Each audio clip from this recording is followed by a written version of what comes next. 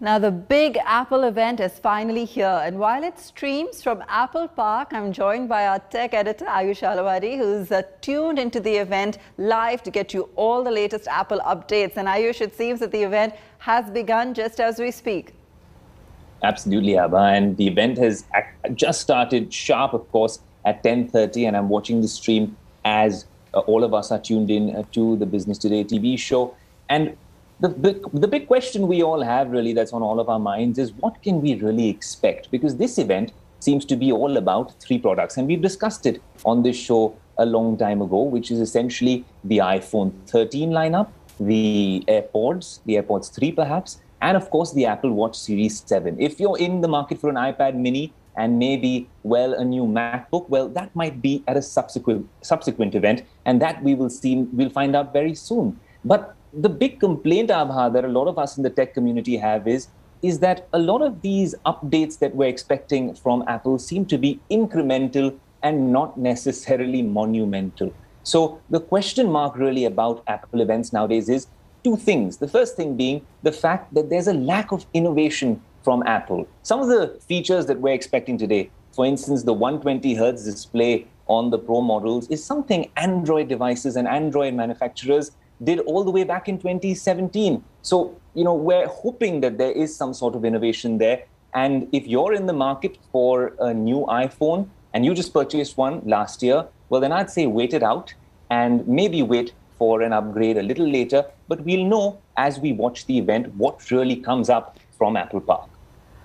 All right, excited to hear what some of those incremental changes will be. Will today's announcement, Ayush, take the focus of all of the legal and regulatory issues Apple's been facing of late? But that's an interesting question, because no matter what they announce today, the tip of the iceberg seems to be the recent judgment in the Epic versus Apple lawsuit. And that's not all. They face legal and regulatory issues in South Korea, in Japan, and of course also in the EU, and now also in India, as we've reported on Business Today. But the Epic versus Apple lawsuit seems to be the bone of contention. What really happened in that, in a nutshell, is that a court in the US ruled that Apple's practice of charging the Apple tax, so to speak, or the 30% commission that they charge on the App Store, well, I'll just explain what that is for our viewers. If you go on the App Store and you purchase an app and it costs 100 rupees, well, then Apple until now would charge 30 rupees commission on that, and the developer would get only 70 rupees. Epic took Apple to court for this. Now, the court ruled that this whole practice and the way the App Store is and the rules have actually been created by Apple is not an illegal monopoly, so to speak,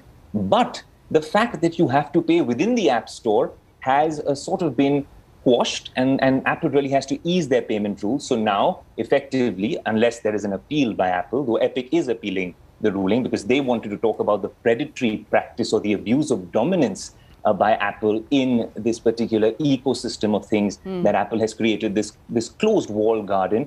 But, well, now, based on that ruling, you can have an external payment mechanism. That means you can purchase the app perhaps outside of the Apple App Store. And this really is monumental in terms of what's happening in big tech, a David versus Goliath fight, developers versus big tech companies. And that's something we'll be tuned into on Business Today.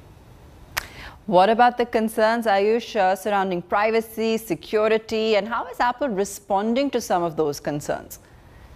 So, Abba, it's an interesting question because Apple has always positioned themselves as the bastion of privacy. That's been one of the tenets that they really rely on. But the issue over here is iOS 15 is the update that a lot of iPhone and iPad users, in fact, they are talking about iPad OS at the event as we speak right now.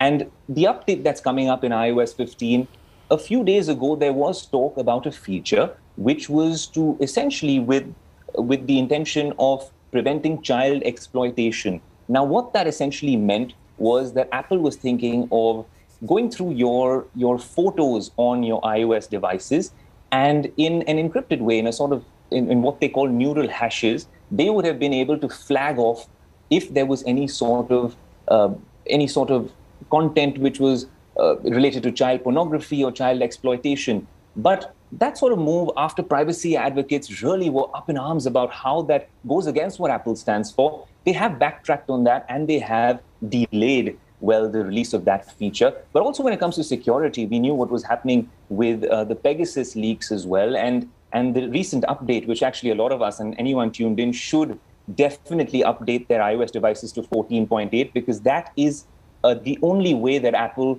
would be beefing up the security around their iOS devices. So when it comes to privacy and security, is this the Apple of yesteryear? They still have a very strong stand on it. It's only a matter of interpretation, Abha. And it'll be interesting to see what kind of announcements actually are made at this event. But like we said, we sort of know what the devices will be like, and there will be a subsequent event in the days to come.